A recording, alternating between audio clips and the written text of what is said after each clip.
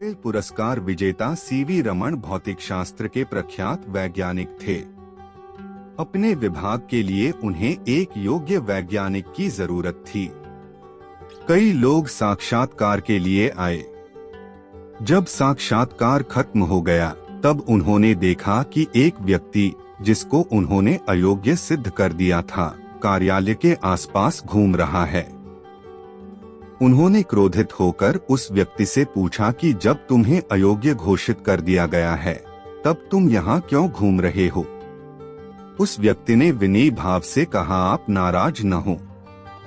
मुझे यहाँ आने जाने के लिए जो राशि दी गई है वह शायद गलती से कुछ अधिक दे दी गई है, इसलिए मैं उस अतिरिक्त राशि को लौटाने के लिए कार्यालय के लिपिक की तलाश कर रहा हूँ। सीवी रमन उस व्यक्ति की बात सुनकर विस्मित रह गए। फिर थोड़ा रुककर बोले, अब तुम कहीं मत जाना, मैंने तुम्हारा चयन कर लिया है। तुम चरित्रवान व्यक्ति हो। भौतिक शास्त्र के ज्ञान की कमजोरी तो मैं किसी को पढ़ाकर दूर कर दूंगा, परंतु ऐसा चरित्र मैं कैसे निर्मित कर सकूंगा? मनुष्य के विकास के लिए जिन गुणों की आवश्यकता है उनमें संयम का बहुत महत्व है। संयम से ही मनुष्य की समस्त शारीरिक, मानसिक और आध्यात्मिक शक्तियों का विकास होता है। संयम के कारण ही मनुष्य विकास करके उच्चतम शिखर तक पहुंचता है। फ्रांस का महान सेनानायक नेपोलियन संयम के द्वारा ही एक दिन फ्रांस का सर्वोच्च व्यक्ति बन सका था। उसके बचपन की यह घटना पठनीय है। अपने विद्यार्थी जीवन में नेपोलियन को कुछ दिन आक्लोनी नामक स्थान में एक नाई के घर रहना पड़ा था। वह अपनी सुंदरता और सुकुमारता के कारण नाई की पत्नी के मन को भा गया। वह उससे हंसी मजाक करके उसका मन अपनी ओर आकर्षित करने का प्रयत्न करती थी, किंतु नेपोलियन उसकी ओर जरा भी ध्यान नहीं देता था।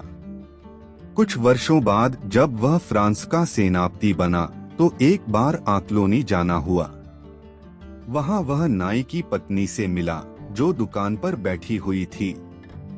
नेपोलियन ने उससे पूछा, क्या तुम्हें बोनापार्ट नाम के किसी युवक का स्मरण है? नाई की पत्नी ने बेरुखी से कहा, हाँ, लेकिन उस जैसे व्यक्ति की चर्चा करना तो समय का दुरुपयोग है। न उसे गाना आता था, न नाचना, न वह किसी से मीठी बात ही कर सकता था। बस हर समय पुस्तकों में ही डूबा रहता था। ठीक कहती हो देवी, नेपोलियन ने हंसते हुए कहा, अगर वह रसिकता में डूब गया होता तो आज तुम्हारे सामने फ्रांस का प्रधान सेनापति बनकर खड़ा नहीं हो सकता था। रूसो उस समय बालक था। रविवार के दिन पाठशाला की छुट्टी में उसे अपने चाचा के यहाँ गए बिना चैन नहीं पड़ता था। उसके चाचा का एक कारखाना था। रूसो एक रविवार को अपने चचेरे भाई फेजी के साथ चाचा के कारखाने में घूम रहा था। अचानक उसने एक मशीन के पहिए पर हाथ रख दिया। उस समय फेजी का इधर ध्यान नहीं था। उसने उसी मशीन का पहिया घुमा दिया। फल यह हुआ कि रूसो की अंगुलियां पिस गईं, नाखून फट गए, रक्त का फव्वारा छूट पड़ा। वह चीख उठा। फेजी चौंका। उसने झटपट पहिए को उल्टा घुमाया। रूसो की अंगुलियां निकली। मशीन से डरा और घबराया फेजी दौड़कर रूसो के पास आया और अत्यंत कातरतापूर्वक बोला, भैया चिल्लाओ मत, मेरे पिता सुन लेंगे तो मुझे बहुत पीटेंगे। जो होना था वह तो हो ही गया। रूसो बालक था। उसकी पीड़ा असहा थी, किंतु उसने बलपूर्वक मुख बंद कर लिया। फेजी के कंधे पर उसने मस्तक रख दिया। केवल उसके नेत्रों से आंसू की धारा चलती रही। दोनों बालक वहां से पानी के पास गए। बहुत देर धोने पर रूसो की अंगुलियों से रक्त जाना बंद हुआ। एक कपड़ा फाड़कर फेजी ने अंगुलियों पर मिट्टी की पट्टी बांध दी। भैया, तुम्हारे घर के लोग क्या कहेंगे? फेजी अभी तक अत्यंत चिंतित था। तुम कोई चिंता मत करो, रूसो ने उसे आश्वासन दिया। तुम्हारे हाथ को क्या हुआ है? स्वाभाविक था कि घर के लोग और दूसरे लोग भी हाथ में पट्टी बंधी देखकर रूसो से पूछते। मेरी भूल से चोट लग गई, हाथ कुचल गया, रूसो ने सबको गोलमोल उत्तर दिया। पूरे 40 वर्ष तक किसी को इस घटना का पता नहीं लगा। सुशील नाम के एक ब्राह्मण थे। उनके 2 पुत्र थे।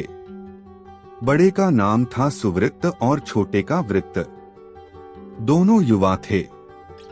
दोनों गुणसंपन्न तथा कई विद्याओं के विशारद थे। घूमते आप दोनों एक दिन प्रयाग पहुंचे। उस दिन थी जन्माष्टमी, इसलिए श्री बेनी माधव जी के मंदिर में महान उत्सव था। महोत्सव देखने के लिए वे दोनों भी निकले। वे लोग सड़क पर निकले ही थे कि बड़े जोर की वर्षा आ गई, इसलिए दोनों मार्ग भूल गए। किसी निश्चित स्थान पर उनका पहुंचना कठिन था। अतएव एक तो वेश्या के घर में चला गया, दूसरा भूलता भटकता माधव जी के मंदिर में जा पहुंचा।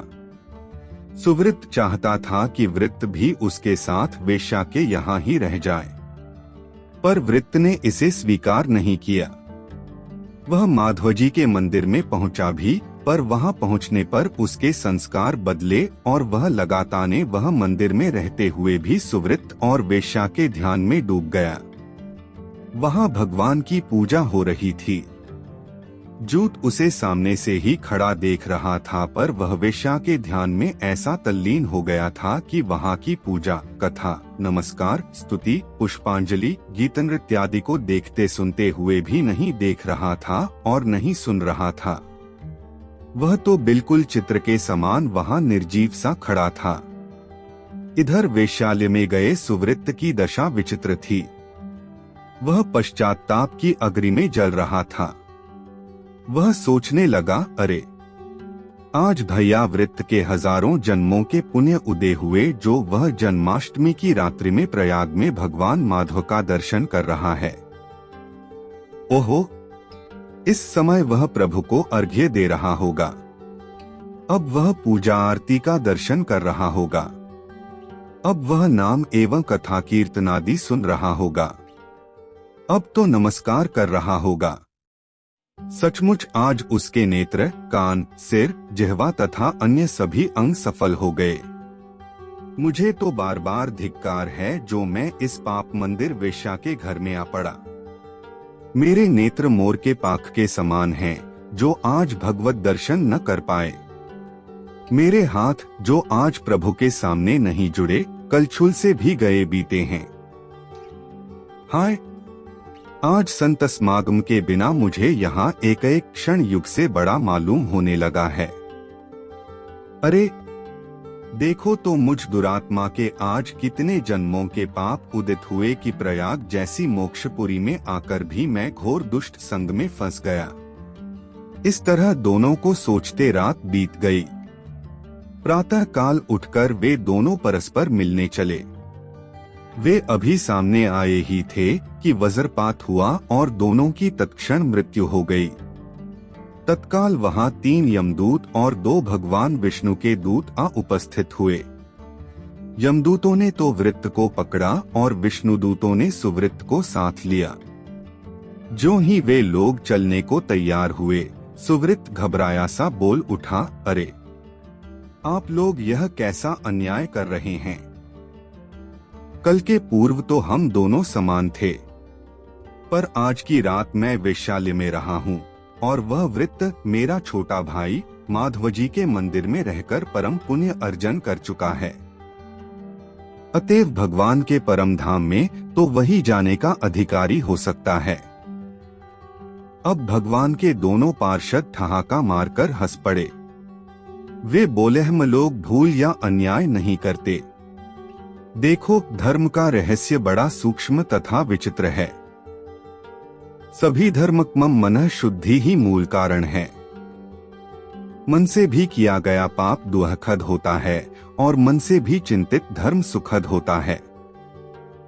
आज तुम रात भर शुभ चिंता में लगे रहे हो, अतएव तुम्हें भगवत धाम की प्राप्ति हुई। इसके विपरीत वह आज की सारी रात अशुभ चिंतन में ही रहा है। अतएव वह नरक जा रहा है। इसलिए सदा धर्म का ही चिंतन और मन लगाकर धर्मानुष्ठान करना चाहिए।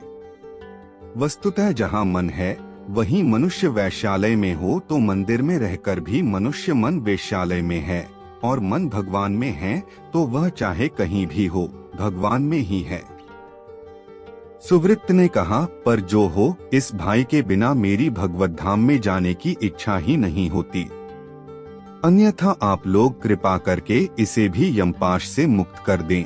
विष्णुदूत बोले, सुवृत्त, यदि तुम्हें उस पर दया है तो तुम्हारे गत जन्म के मानसिक माघ स्नान का संकल्पित जो पुण्य बच रहा है उसे तुम वृत्त को दे दो, तो यह भी तुम्हारे साथ ही विष्णुलोक को चल सकेगा।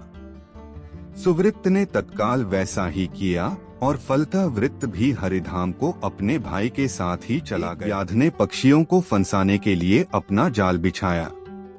उसके जाल में कुछ पक्षी फंसे, किंतु उन पक्षियों ने झटपट परस्पर सलाह की और जाल को लेकर उड़ने लगे। व्याध को यह देखकर बड़ा दुख हुआ। वह उन पक्षियों के पीछे भूमि पर दौड़ने लगा। कोई ऋषि अपने आश्रम में बैठे यह दृश्य देख रहे थे। उन्होंने व्याध को समीप बुलाकर पूछा, तुम व्यर्थ क्यों दौड़ रहे हो? पक्षी तो जाल लेकर आकाश में उड़ रहे हैं। व्याध बोला, भगवन, अभी इन पक्षियों में मित्रता है। वे परस्पर मेल करके एक दिशा में उड़ रहे हैं, इसी से वे मेरा जाल लिए जा रहे हैं, परंतु कुछ देर में इनमें झगड़ा हो सकता है। मैं उसी समय की प्रतीक्षा में इनके पीछे दौड़ रहा हूँ। परस्पर झगड़कर जब ये गिर पड़ेंगे तब मैं इन्हें पकड़ लूंगा। व्याध की बात ठीक थी। थोड़ी देर उड़ते उड़ते जब पक्षी थकने लगे तब उनमें इस बात को लेकर विरोध हो गया कि उन्हें कहाँ ठहरना चाहिए। विरोध होते ही उनके उड़ने की दिशा और पंखों की गति समान नहीं रह गई। इसका फल यह हुआ कि वे उस जाल को संभाले नहीं रख सके। जाल के भार से लड़खड़ाकर स्वयं भी गिरने लगे और एक बार गिरना प्रारंभ होते ही जाल में उलझ गए। अब उनके पंख भी फंस चुके थे। जाल के साथ वे भूमि पर गिर पड़े। व्याध ने उन्हें सरलता पूर्वक पकड़ लिया। बड़ी मीठी लगती है चाटुकारिता, और एक बार जब चाटुकारों की मिथ्या प्रशंसा सुनने का अभ्यास हो जाता है तब उनके जाल से निकलना कठिन होता है। चाटुकार लोग अपने स्वार्थ की सिद्धि के लिए बड़े बड़ों को मूर्ख बनाए रहते हैं, और आश्चर्य यही है कि अच्छे लोग भी उनकी झूठी प्रशंसा को सत्य मानते रहते हैं। चरणाद्रि उन दिनों करूपदेश के नाम से विख्यात था। वहां का राजा था पौंड्रक। उसके चाटुकार सभासद कहते थे, आप तो अवतार हैं, आप ही वासुदेव हैं। भूभार दूर करने के लिए आप साक्षात नारायण अवतार धारण किया है। आपकी सेवा करके हम धन्य हो गए। जो आपका दर्शन कर पाते हैं वे भी धन्य हैं। पौंड्रक इन चाटुकारों की मिथ्या प्रशंसा में ऐसा भूला कि उसने अपने को वासुदेव कहना प्रारंभ किया। वह दो कृत्रिम हाथ लगाकर चतुर्भुज बना रहने लगा और शंख, चक्र, गदा तथा कमल उन हाथों में लिए ही रहने का उसने अभ्यास कर लिया। अपने रथ की पताका पर उसने गरुड़ का चिन्ह बनवाया। बात यहीं तक रहती तब भी कोई हानि नहीं थी, किंतु उसने तो गर्व में आकर दूत भेजा द्वारका। श्री कृष्णचंद्र के पास यह संदेश भेजा उसने, कृष्ण मैं ही वासुदेव हूँ। भूभार दूर करने के लिए मैंने ही अवतार धारण किया है। यह बहुत अनुचित बात है कि तुम भी अपने को वासुदेव कहते हो और मेरे चिन्ह धारण करते हो। तुम्हारी यह धृष्टता सहन करने योग्य नहीं है। तुम वासुदेव कहलाना बंद करो और मेरे चिन्ह छोड़कर मेरी शरण आ जाओ। यदि तुम्हें यह स्वीकार न हो तो मुझसे युद्ध करो। द्वारका की राजसभा में दूत ने यह संदेश सुनाया तो यादवगण देर तक हंसते रहे पौंड्रक की मूर्खता पर। श्री कृष्णचंद्र ने दूत से कहा, जाकर कह दो पौंड्रक से कि युद्ध भूमि में मैं उस पर अपने चिन्ह छोड़ूंगा। पौंड्रक को गर्व था अपनी एक अक्षौहिणी सेना का। अकेले श्री कृष्णचंद्र रथ में बैठकर करुष पहुँचे तो वह पूरी सेना लेकर उनसे युद्ध करने आया। उसके साथ उसके मित्र काशी नरेश भी अपनी एक अक्षौहिणी सेना के साथ आए थे। पौंड्रक ने 2 कृत्रिम भुजाएं तो बना ही रखी थीं। शंखचक्रगदा पद्म के साथ नकली कौस्तुभ भी धारण किया था उसने। नट के समान उसका कृत्रिम वेश देखकर श्री कृष्णचंद्र हंस पड़े। पौंड्रक और काशीराज की 2 अक्षौहिणी सेना तो शार्ंग से छूटे बाणों, सुदर्शन चक्र की ज्वाला और कौमुद की गदा के प्रहार में 2 घंटे भी दिखाई नहीं पड़ी। वह जब समाप्त हो गई तब द्वारकाधीश ने पौंड्रक से कहा, तुमने जिन अस्त्रों के त्यागने की बात दूत से कहलाई थी उन्हें छोड़ रहा हूँ, अब संभलो। गदा के एक ही प्रहार ने पौंड्रक के रथ को चकनाचूर कर दिया। वह रथ से कूदकर पृथ्वी पर खड़ा हुआ ही था कि चक्र ने उसका मस्तक उड़ा दिया। उस चाटुकारिता प्रिय मूर्ख एवं पाखंडी का साथ देने के कारण काशीराज भी युद्ध में मारे गए। पंढरपुर की कार्तिक यात्रा का मेला लगा था। अनेकों साधु संत पधारे थे। एकादशी का निर्जल उपवास करके द्वादशी के दिन पारण के लिए सभी उतावले दिख रहे थे। कोई आटा सानता, कोई रोटी बनाता तो कोई रसोई बनाकर भगवान को भोग लगाता था। इसी बीच एक काला कुत्ता वहां आ पहुंचा। साधुओं की एकादशी का उस पर भी काफी असर दिख रहा था। कदाचित पहले दिन कुछ भी न मिलने से वह भूखा कुत्ता किसी के आटे में मुंह डालता, किसी की पकी रोटी छूता तो किसी की परोसी थाली में ही मुंह डालता। प्रत्येक साधु उसे दुत्कारता मारता भगाता था। कोई कहता, हमारा अन्न छू गया, अब वह खाने योग्य नहीं रहा। दूसरा महात्मा कहता, अरे यह काला कुत्ता है, धर्मशास्त्रों में पढ़ा है कि इसकी छूट नहीं लगती। चारों ओर से तिरस्कृत कुत्ता नामदेव के पास आया और उनकी सेकी रोटी लेकर भागा। यह देख नामदेव पास में रखी घी की कटोरी ले उसके पीछे पीछे दौड़े और कहने लगे, भाई रूखी रोटी मत खाओ, पेट में दर्द होगा। यह घी है, मैं इसमें रोटी चुपड़ कर देता हूँ, फिर खाओ। नामदेव घी चुपड़कर अपने हाथों उसे रोटी खिलाने लगे। सभी साधु महात्मा नामदेव की करनी पर हंसने लगे और कहने लगे, नामदेव पागल हो गया है। पर नामदेव ने उनकी परवाह नहीं की। अंत में पेट भर जाने के बाद श्वान ने मनुष्यवाणी में नामदेव से कहा, नामदेव, सचमुच तुम्हारी सभी प्राणियों में समान दृष्टि है। यहाँ जुटे हुए इन महात्माओं की अभी विषम दृष्टि मिटी नहीं, पर तुमने सर्वत्र समदृष्टि रखने का मेरा आदेश अपने अंतर में भर लिया। यह कहकर श्वान रूप भगवान अंतर्धान हो गए। उपस्थित सभी साधु महात्मा नामदेव का भाग्य सराहने लगे और भगवान को खिलाने का अवसर पाकर भी उसे खो देने पर पछताने लगे। एक बार युधिष्ठिर ने भीष्म जी से पूछा कि पितामह, आशा क्या है तथा इसका स्वरूप कैसा है, बतलाने की कृपा करें। प्रायः देखा जाता है कि सभी पुरुष महान आशा लेकर प्रवृत्त होते हैं, पर जब वह बीच में ही प्रतिहत होती है तब या तो प्राणी मर ही जाता है अथवा महान क्लेश भोगता है। इस पर भीष्म ने कहा कि इस संबंध में राजर्षि सुमित्र और ऋषभ मुनि के संवाद की कथा कही जाती है। हैहयवंशी राजा सुमित्र एक बार शिकार खेलने गया। वहां उसने एक हरिण देखा, उस पर उसने बाण मारा। अमित विक्रम मृग बाण लेकर भागा और राजा ने भी मृगराज का पीछा किया। ऊंचे नीचे स्थलों, नदियों, पलवलों, वनों तथा संविषम भागों से होकर वह मृग भागता जाता था। राजा भी पूरी शक्ति लगाकर उसका पीछा कर रहा था, तथापि वह मृग हाथ न आया। अंत में भीषण अरण्य में भटकता हुआ राजा सहसा तपस्वियों के आश्रम के सामने निकला।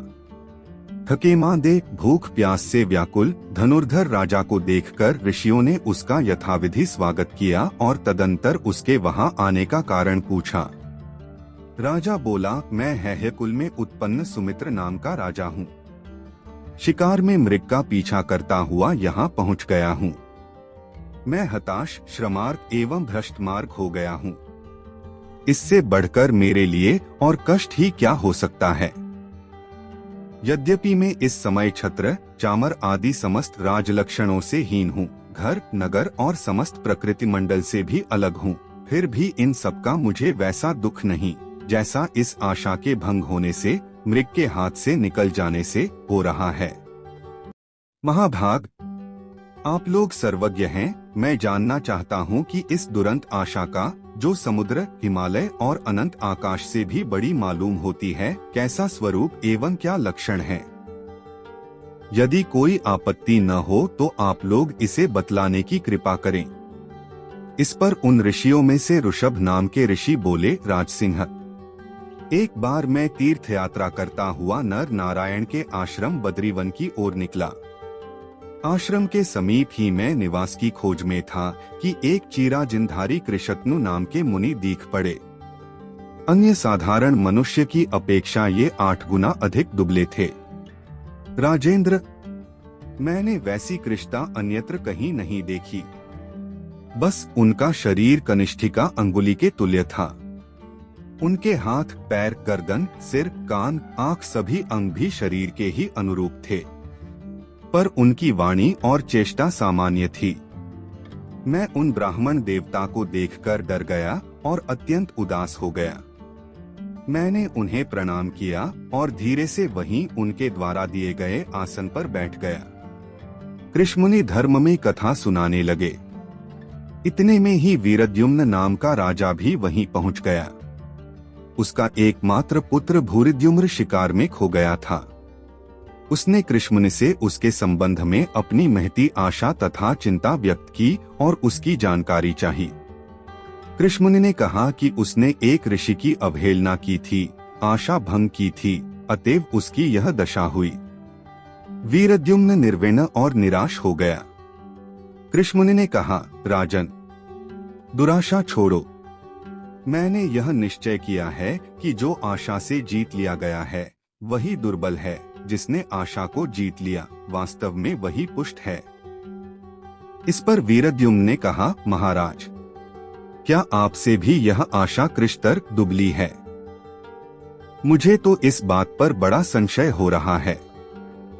मुनि ने कहा, राजन, शक्ति होने पर भी जो दूसरे का उपकार नहीं करता, योग्य पुरुषों का सत्कार नहीं करता, उस परमासक्त पुरुष की दुराशा मुझसे दुबली है। किसी एक पुत्र वाले पिता को जो पुत्र के विदेश जाने या भूल जाने या पता न लगने पर जो उसकी आशा होती है, वह मुझसे दुबली है। जो आशा कृतघ्न, नृशंस, आलसी तथा अपकारी पुरुषों में संसक्त है, वह आशा मुझसे कहीं दुबली है।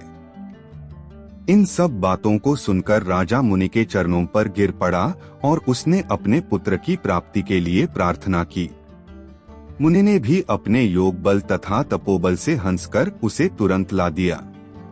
पुनः उन्होंने अपना अत्यद्भुत दिव्य धर्ममय रूप दिखलाया और वन में वे अन्यत्र चले गए। अतएव अत्यंत दुर्बल दुराशा सर्वथा त्याग करने के योग्य है। सत्य एवं सदाचार का पालन करने में सत्संग की तरह बाल्यकाल के संस्कारों का भी बड़ा हाथ होता है। एक साधु को एक बार एक सजीव भिक्षा, बालक की भिक्षा प्राप्त हुई। साधु ने भिक्षा लाकर भिक्षा पात्र गुरु को दिया। पात्र भारी था, इसलिए बालक का नाम वज्र कुमार रखा गया। साध्वियों द्वारा बच्चे का पालन पोषण किया गया और साधु भी बच्चे को देखा करते थे। कुछ सालों बाद बच्चे को खुशहाल देखकर उसकी असली माँ उसे लेने आ गई, किंतु साधु मंडली उसे देने को तैयार नहीं हुई, जिससे वाद विवाद खड़ा हो गया। राजा के समक्ष निर्णय के लिए यह प्रकरण रखा गया। जन्म देने वाली माँ विविध प्रकार के खिलौने, मिठाइयाँ आदि लेकर आई और संघ की ओर से पुस्तकें और धार्मिक उपकरण रखे गए। सामग्रियों के बीच बच्चे को रखा गया। बच्चा धार्मिक उपकरणों की तरफ बढ़ा। उसने खिलौनों की ओर मुंह फेरकर भी नहीं देखा। तात्पर्य यह है कि एक अबोध बच्चा भी धार्मिक संस्कारों के कारण खिलौना छोड़कर धार्मिक उपकरणों की ओर बढ़ा। यदि इसी प्रकार माताएं अपने बच्चों में जन्म से ही अच्छे संस्कार डालें, तो आगे चलकर बच्चों को अपना जीवन ऊंचा उठाने में कोई दिक्कत नहीं होगी। पहले गौड़ देश में वीरभद्र नाम का एक अत्यंत प्रसिद्ध राजा राज्य करता था। वह बड़ा प्रतापी, विद्वान तथा धर्मात्मा था। उसकी पत्नी का नाम चंपक मंजरी तथा प्रधानमंत्री का नाम कौशल था। ये तथा उसके दूसरे मंत्री एवं पुरोहित भी धर्मनिष्ठ थे। ये सभी कर्तव्य अकर्तव्य, धर्म अधर्म आदि का निर्णय सदा धर्मशास्त्रों के आधार पर ही करते थे, क्योंकि वे जानते थे कि प्रायश्चित्त, चिकित्सा, ज्योतिष का फलादेश अथवा धर्म निर्णय सदा शास्त्रों के आधार पर ही करना चाहिए। जो बिना शास्त्रों के यूं ही मनमाना फतवा दे डालता है, उसे ब्रह्महत्या का पाप लगता है। इसलिए ये लोग राजा को सदा धर्मशास्त्रादि का श्रवण कराते रहते थे। उसके राज्य में कोई नगण्य व्यक्ति भी अधर्म या अन्याय का आचरण नहीं करता था। उस समय गौड़ देश में स्वर्ग जैसा सुराज हो रहा था। एक दिन राजा वीरभद्र अपने मंत्रियों के साथ वन में शिकार खेलने गए। वे वहां दौड़ते दौड़ते थक गए और तब तक दोपहर भी हो गई थी। वे लोग प्यास से बेचैन हो रहे थे। तब तक उनकी दृष्टि एक छोटी सी पोखरी पर गई, जो प्रायः सूखी थी। उसके मंत्री बुद्धिसागर ने उसे देखकर उसमें से जल निकालने को युक्ति सोची। उसने उसमें एक हाथ का गड्ढा खोदा और जल निकाल लिया। उस जल के पीने से राजा तथा मंत्री दोनों की ही पूर्ण तृप्ति हो गई। अब धर्मार्थ के पंडित उस मंत्री ने राजा से कहा, राजन, यह पुष्करिणी, तलैया, पोखरी न जाने इस पर्वत की आदित्य का चौरस भूमि में किसने बनाई थी? अभी तक तो यह वर्षा के जल से भरी थी, पर अब सूख गई है। अब यदि आज्ञा दें तो मैं इसका पूर्णतया उद्धार करके चारों ओर बढ़िया बांध बनाकर इसे सरोवर का ही रूप दे दूं। राजा ने मंत्री के इस प्रस्ताव को बड़ी प्रसन्नता के साथ स्वीकार कर लिया। उसने बड़े समारोह से बुद्धिसागर को इस कार्य में नियुक्त किया। शुद्धात्मा मंत्री ने बड़ी श्रद्धा से 200 हाथ लंबा चौड़ा एक सरोवर तैयार किया और उसके चारों ओर पत्थर के घाट बनवा दिया। इस तरह उसमें अगाध जल राशि संचित हो गई। तब से वह वनचरों एवं पक्षियों का क्रीड़ा स्थल एवं जलपान का आश्रय हो गया। आयु समाप्त होने पर बुद्धिसागर जब धर्मराज के यहाँ पधारे, तब धर्मराज चित्रगुप्त से उनके कृत्यों के संबंध में पूछताछ की। चित्रगुप्त ने उनके सरोवर निर्माण की चर्चा की। साथ ही यह भी कहा कि ये राजा को सदा ही धर्म कार्य में प्रेरित करते थे। चित्रगुप्त के यूं कहने पर धर्मराज ने बुद्धिसागर को धर्म विमान पर चढ़ाए जाने की आज्ञा दे दी। कुछ दिनों के बाद राजा वीरभद्र भी वहीं यमलोक पधारे और धर्मराज को आदर पूर्वक नमस्कार करके एक ओर खड़े हो गए। पुण्य संबंधी प्रश्न किए जाने पर चित्रगुप्त ने उनके लिए भी उसी सरोवर निर्माण के पुण्य की चर्चा की। तदंतर धर्मराज ने बड़ी अद्भुत वाणी से राजा को संबोधित करते हुए कहा, राजन, पूर्व काल में सैंधवगिरी की आदित्यका में एक लवा पक्षी ने जल ठहराने के लिए अपनी चोंच से 2 अंगुल भूमि खोदी थी। तत्पश्चात कालांतर में एक शूकर ने उसी स्थल पर अपने थुथुने से 1 हाथ गहरा गड्ढा खोदा। तब से उसमें हाथ भर जल रहने लगा। तदंतर एक भैंस ने खोदकर उसे 2 हाथ गहरा कर दिया। महाराज, तब से तो उसमें 2 मास तक जल ठहरने लग गया। वन के छोटे छोटे जीव प्यास से व्याकुल होने पर उस जल को पीते थे। तदंतर इसके 3 वर्ष बाद एक हाथी ने उस गड्ढे को 3 हाथ गहरा कर दिया। अब उसमें 3 महीने तक पर्याप्त जल ठहरने लग गया। फिर जल सूख जाने पर आप उस स्थान पर आए और मंत्री बुद्धिसागर की सम्मति से सरोवर निर्माण का कार्य चल पड़ा। फिर तो उसमें बहुत जल संचित हो गया और पत्थरों से दृढ़ता पूर्वक घाट बंध जाने पर वह महान सरोवर ही बन गया। जलाशय निर्माण के उपक्रम में अपने अपने पुण्य से क्रमशः ये लवा, शूकर, भैंस, हाथी और मंत्री 5 जीव धर्म विमान पर आरूढ़ हुए हैं। अब छठे आप भी उस पर चढ़ जाइए। धर्मराज के इन विचित्र तथा सुखद शब्दों को सुनकर राजा वीरभद्र भी उस विमान पर जा बैठा। इस प्रकार जीर्णोद्धार का पुण्य अत्यंत महान है। जिससे एक सरोवर के पुनः पुनः उद्धार में ये 6 जीव धर्म विमान पर आरूढ़ हुए।